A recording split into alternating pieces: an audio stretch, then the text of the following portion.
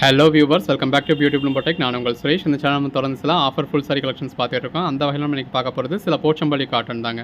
Pochampalli cotton இப்போ லேட்டஸ்ட்டாக ட்ரெண்டிங்கில் போய்க்கக்கூடிய கலெக்ஷன். வெளியில் என்ன ப்ரைஸ் அப்படிங்கிறது உங்களுக்கே தெரியும்.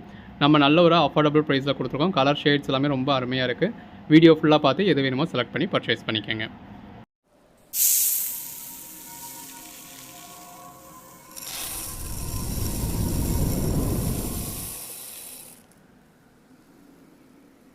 நம்ம பார்க்க போகிறது இந்த மாதிரி நல்ல ஒரு பிரிண்டட் பேட்டர்னுங்க. ஸோ பாடிக்குள்ள ஃபுல்லாகவே இந்த மாதிரி ஃபர்ஸ்ட் பாயிண்ட்ல இருந்து லாஸ்ட் பாயிண்ட் வரைக்குமே நல்ல ஒரு பிரிண்டட் போச்சம்பள்ளி பேட்டர்ன் மாதிரியான ஒரு பிரிண்டட் பேட்டர்ன் வந்துருது.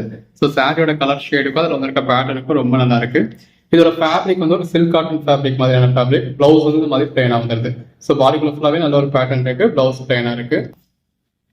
கலர் ஷேட்ஸ் எல்லாமே நல்ல ஒரு அருமையான கலர் ஷேட். அந்த பேஸ் கலருக்கும் உள்ள வந்திருக்க பேட்டர்னுக்கும் ரெண்டு பக்கமும் சின்னதாக இருக்கு. ஒரு சின்ன கரைக்கும் ரொம்ப நல்லா இருக்கு.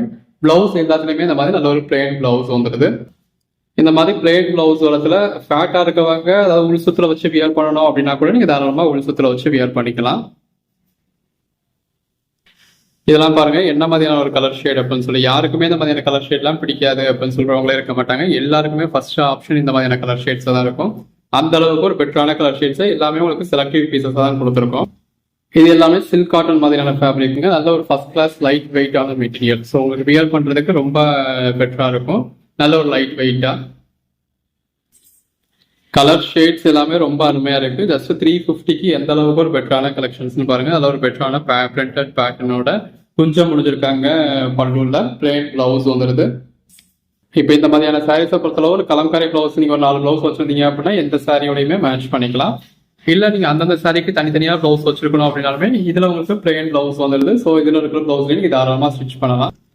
இப்போ இதுல உள்ள இந்த பிளெயின் பிளவுஸ் எடுத்து நீங்க சின்னதா அந்த உள்ள வந்து இருக்க எல்லோ கலருக்கு ஏற்ற மாதிரி அந்த மஸ்டர்ட் எல்லோக்கு ஏற்ற மாதிரியான ஒரு சின்னதா ஒரு பேட்ச் ஒர்க் பண்ணி போட்டிருந்தாலோ இல்ல ஜஸ்ட் ஒரு பைப்பிங் மட்டும் வச்சு போட்டீங்கனாலுமே இந்த மாதிரியான சாரீஸ்க்கு ரொம்ப அழகா இருக்கும்.